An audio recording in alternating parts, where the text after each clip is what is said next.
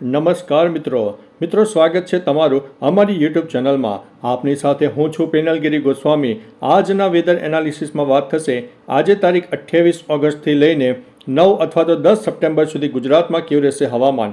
આવનારા દિવસોમાં ગુજરાતમાં કઈ વરસાદની સિસ્ટમ સક્રિય થશે, બંગાળની ખાડી કેટલા અંશે એક્ટિવ થશે જે આવનારા દિવસોમાં ગુજરાતમાં વરસાદ આપવાની છે। ઉપરાંત મિત્રો અત્યારે જ્યારે ગુજરાતના અનેક ભાગોમાં એક વરસાદ વિરામ લીધો છે ત્યારે આ વરસાદ હવે કયા જિલ્લામાં જોવા મળી શકે છે અને કયા જિલ્લામાં એક વિરામનો રાઉન્ડ ચાલુ રહી શકે છે।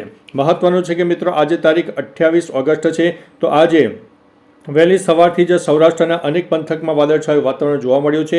ઉપરાંત મિત્રો મધ્ય ગુજરાત સહિત દક્ષિણ ગુજરાત અને સૌરાષ્ટ્રના અનેક વિસ્તારમાં હળવા મધ્યમ વરસાદી ઝાપટા થઈ શકે છે, જ્યારે ઉત્તર ગુજરાત અને કચ્છમાં કહી શકાય કે છાંટાછૂટી થાય તેવી શક્યતા છે। થોડો વરાપ અને વિરામનો રાઉન્ડ પણ આવી શકે છે। ત્યારબાદ મિત્રો તારીખ વાત કરીએ તો 29 તારીખે જે વરસાદની તીવ્રતા છે તેમાં નોંધપાત્ર સામાન્ય વધારો થઈ શકે છે। ખાસ કરીને દક્ષિણ ગુજરાત અને મધ્ય ગુજરાતના અનેક ભાગોમાં વરસાદની શક્યતા રહે છે। સૌરાષ્ટ્રના પણ પૂર્વ તરફના વિસ્તારો હોય દક્ષિણ તરફના વિસ્તારમાં વરસાદની શક્યતા, ઉત્તર ગુજરાતના પણ સાબરકાંઠા અરવલ્લીમાં વાદળછાયું વાતાવરણ જોવા મળે અને છૂટોછવાયા વરસાદ થઈ શકે છે। કચ્છમાં વરસાદની તીવ્રતામાં નોંધપાત્ર ઘટાડો રહેશે અને એક વરાપનો થોડો વધુ રાઉન્ડ જોવા મળશે, પરંતુ જો કોઈ જગ્યા લોકલ ડેવલપમેન્ટ સર્જાઈ જાય તો જે તે વિસ્તારોમાં થોડો ઘણો વધુ વરસાદ થઈ શકે છે। ત્યારબાદ મિત્રો તારીખ 30 ઓગસ્ટની વાત કરીએ તો 30 ઓગસ્ટના રોજ પણ એક સાર્વત્રિક વરસાદનો માહોલ સર્જાશે, પરંતુ ગુજરાતમાં સાર્વત્રિક વરસાદ નહીં હોય। ખાસ કરીને મધ્ય ગુજરાત, દક્ષિણ ગુજરાત અને ઉત્તર ગુજરાતના અનેક ભાગોમાં છૂટાછવાયા વરસાદ અને સૌરાષ્ટ્રમાં પણ છૂટાછવાયા વરસાદની શક્યતા રહે છે। કચ્છમાં મિત્રો લોકલ ડેવલપમેન્ટના કારણે વરસાદ આવી શકે છે। કચ્છમાં સાર્વત્રિક વરસાદની શક્યતા 30 ઓગસ્ટના રોજ નથી। ત્યારબાદ મિત્રો તારીખ 31 ઓગસ્ટની વાત કરીએ તો 31 ઓગસ્ટના રોજ રાજસ્થાન અને ઉત્તર ભારતના અનેક ભાગોમાં વરસાદની સિસ્ટમ સક્રિય થઈ રહી છે, જે રાજસ્થાનના અનેક ભાગોને વરસાદ આપશે। ઉપરાંત મિત્રો મધ્યપ્રદેશ સહિત મહારાષ્ટ્રના પણ અનેક ભાગોમાં વધુ વરસાદ થાય। ઉપરાંત મિત્રો ઉપરવાસમાં થતા વરસાદને કારણે ગુજરાતની જે નદીઓનું જળસ્તર છે નદીઓના જળસ્તરમાં વધારો થશે અને એક પાણી છોડવાની પણ પરિસ્થિતિનું નિર્માણ થાય તેવી શક્યતા છે, એટલે નીચાણવાળા વિસ્તારો થોડા એલર્ટ રહેજો, સાવચેત રહેજો। બાકી મિત્રો તારીખ 31 ઓગસ્ટના રોજ પણ સાર્વત્રિક વરસાદનો માહોલ ધીમે ધીમે સર્જાશે, જેમાં ઉત્તર ગુજરાત, મધ્ય ગુજરાતના પૂર્વ તરફના વિસ્તારોથી શરૂઆત થશે અને આવનારા દિવસોમાં તે વરસાદની તીવ્રતામાં નોંધપાત્ર વધારો પણ થઈ શકે છે। ત્યારબાદ મિત્રો તારીખ 1 સપ્ટેમ્બરની વાત કરીએ તો ઉત્તર ભારત એક્ટિવ રહેશે। ભલે ગુજરાત ઉપર વરસાદની સિસ્ટમ નહીં દેખાય, પરંતુ 1 સપ્ટેમ્બરના રોજ પણ ગુજરાતમાં વરસાદની શક્યતા રહે છે। છૂટાછવાયા વરસાદ અથવા તો મધ્યમથી થોડો વધુ વરસાદ થઈ શકે છે। ત્યારબાદ મિત્રો તારીખ 2 ઓગસ્ટની વાત કરીએ તો 2 ઓગસ્ટથી બંગાળની ખાડીની વરસાદની સિસ્ટમ ધીમે ધીમે એક્ટિવ થવા માંડશે અને એક સાર્વત્રિક વરસાદનો માહોલ મધ્ય ભારત સહિત દક્ષિણ ભારત અને પશ્ચિમ ભારતના પણ અનેક ભાગોને ધીમે ધીમે પ્રભાવિત કરવાનું ચાલુ કરશે અને 2 તારીખથી જ એક કહી શકાય કે મોટા ગાળાની જે સિસ્ટમ છે એ સિસ્ટમ સક્રિય થાય તેવી શક્યતા દેખાઈ રહી છે। ત્યારબાદ મિત્રો 3 તારીખથી આ જે સિસ્ટમ છે તેનું જે રૌદ્ર સ્વરૂપ છે આપણને વધારે જોવા મળશે, જેમાં મધ્ય ભારત સહિત દક્ષિણ ભારત, પૂર્વ ભારત અને પશ્ચિમ ભારતના અનેક ભાગો પ્રભાવિત થશે અને તેની શરૂઆત મિત્રો ઉત્તર ગુજરાત, મધ્ય ગુજરાત અને દક્ષિણ ગુજરાતના અનેક ભાગોથી થઈ શકે તેવી સંભાવના છે। સૌરાષ્ટ્રના પણ દક્ષિણી પટ્ટામાં વરસાદની શક્યતા વધુ રહે છે। એકંદરે મિત્રો 3 તારીખથી વરસાદની તીવ્રતામાં નોંધપાત્ર વધારો થવાનો છે। ત્યારબાદ મિત્રો 4 સપ્ટેમ્બરની વાત કરીએ તો 4 સપ્ટેમ્બરના રોજ કહી શકાય કે એક લાંબા ગાળાની અને મોટી સિસ્ટમ સક્રિય થશે, જે કહી શકાય કે ભારતના 50થી 80% વિસ્તારોને આવરી લે તેવી શક્યતા છે અને આ સિસ્ટમ ગુજરાતને પણ વ્યાપક અસર કરવાની છે અને ગુજરાતમાં સૌરાષ્ટ્ર, દક્ષિણ ગુજરાત, મધ્ય ગુજરાત અને ઉત્તર ગુજરાતના અનેક ભાગોમાં જોરદાર વરસાદ થશે। કચ્છમાં વરસાદનું થોડું પ્રમાણ ઓછું રહેશે, પરંતુ તારીખ 5 અને 6 તારીખથી કચ્છમાં પણ વરસાદની તીવ્રતામાં નોંધપાત્ર વધારો થશે। ત્યારબાદ મિત્રો તારીખ 5 સપ્ટેમ્બર એટલે કે શિક્ષક દિનના દિવસે પણ ગુજરાતના અનેક ભાગોમાં વરસાદની શક્યતા રહેલી છે।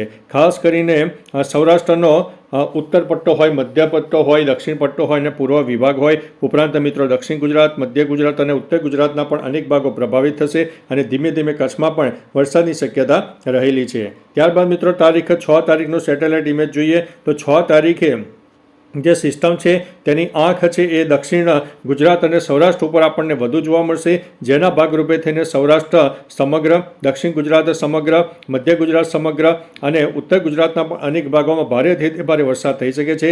કોઈ વિસ્તારમાં તો 1 ઇંચથી લઈને 8 ઇંચ જેટલા પણ વરસાદ થઈ શકે છે. મિત્રો, મહત્વનું છે કે અત્યારે ગુજરાતમાં વરસાદનું જે એવરેજ વરસાદનું પ્રમાણ છે એ આપણને 85% વધુ જોવા મળ્યું છે અને આવનારી તારીખ 10 સપ્ટેમ્બર સુધીમાં આ જે વરસાદનું પ્રમાણ છે આપણને 90થી લઈને 92% સુધી જોવા મળે તેવી શક્યતા દેખાઈ રહી છે. એટલે મિત્રો, 6 તારીખે જે વરસાદની સિસ્ટમ છે એ સાર્વત્રિક વરસાદનો માહોલ આપશે, જેમાં કચ્છ સહિત ગુજરાતમાં એક સાર્વત્રિક વરસાદ આપણને જોવા મળશે. ત્યારબાદ મિત્રો, તારીખ 7 સપ્ટેમ્બરની વાત કરીએ તો 7 સપ્ટેમ્બરે તો ગુજરાતના 80થી 90% વિસ્તારોમાં મિત્રો વરસાદની શક્યતા રહે છે અને સાર્વત્રિક વરસાદનો માહોલ રહેશે અને કહી શકાય કે ગુજરાતના મોટાભાગના વિસ્તારમાં જોરદાર વરસાદ થાય, ભારેથી તે ભારે વરસાદ થાય અને થંડરસ્ટોર્મ જે એક્ટિવિટી છે તે એક્ટિવિટી પણ જોવા મળનારી છે.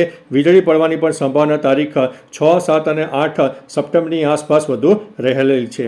ત્યારબાદ મિત્રો, તારીખ 8 સપ્ટેમ્બરની વાત કરીએ તો 8 સપ્ટેમ્બરે આ જે સિસ્ટમ છે અરબી સમુદ્ર બાજુ ધીમે ધીમે પ્રયાણ કરશે, પરંતુ જતાં તે ઉત્તર ગુજરાત હોય, સૌરાષ્ટ્ર હોય અને કચ્છના અનેક ભાગોને વરસાદ આપશે, જેમાં ભારેથી ભારે વરસાદ 1થી લઈને 5 ઇંચ કરતાં વધુ વરસાદ આપણને 8 તારીખે પર જોવા મળી શકે છે.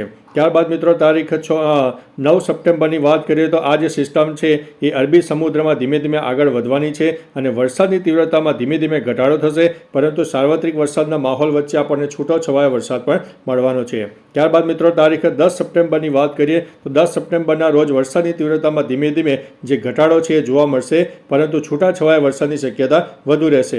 ત્યારબાદ મિત્રો, તારીખ 11 સપ્ટેમ્બરની પણ વાત કરીએ તો 11 સપ્ટેમ્બરે વાતાવરણ ખુલ્લું થાય અને ગુજરાતના અનેક ભાગોમાં એક મોટો વરાપનો રાઉન્ડ પણ જોવા મળે તેવી શક્યતા છે. મિત્રો, આ એક પૂર્વ અનુમાન છે, એની અંદર પણ સામાન્ય ફેરફાર થતા હોય છે, કારણ કે અત્યારે ખાસ કરીને બંગાળની ખાડી આપણને વધુ એક્ટિવ થતી દેખાય છે, જેના લીધે થઈને આવનારા દિવસોમાં બેક ટુ બેક વરસાદની સિસ્ટમો આપણને જોવા મળશે, જે મધ્ય ભારત સહિત ગુજરાતને પણ વ્યાપક અસર કરવાની છે, જેના ભાગરૂપે થઈને ગુજરાતમાં એક નવો વરસાદનો રાઉન્ડ આપણને ચોક્કસથી મળવાનો છે. બાકી મિત્રો, તમારા વિસ્તારમાં વરસાદનું પ્રમાણ કેવું છે, તમામ પ્રકારની માહિતી આપજો અને તમારા જિલ્લામાં ગરમી હોય, તાપ, તડકો, ઉઘાડ હોય, બફારાનું પ્રમાણ હોય, વરસાદનું પ્રમાણ કેટલું છે, તમામ પ્રકારની માહિતી એ જિલ્લાઓ પ્રમાણે આપજો, જેથી અન્ય મિત્રો પણ જાણી શકે. તો ચાલો મિત્રો, ફરીથી દેશ અને દુનિયાના તાજા સમાચાર અને વરસાદની નવી આગાહી લઈને મળતા રહીશું. ત્યાં સુધી અમને રજા આપશો. નમસ્તે.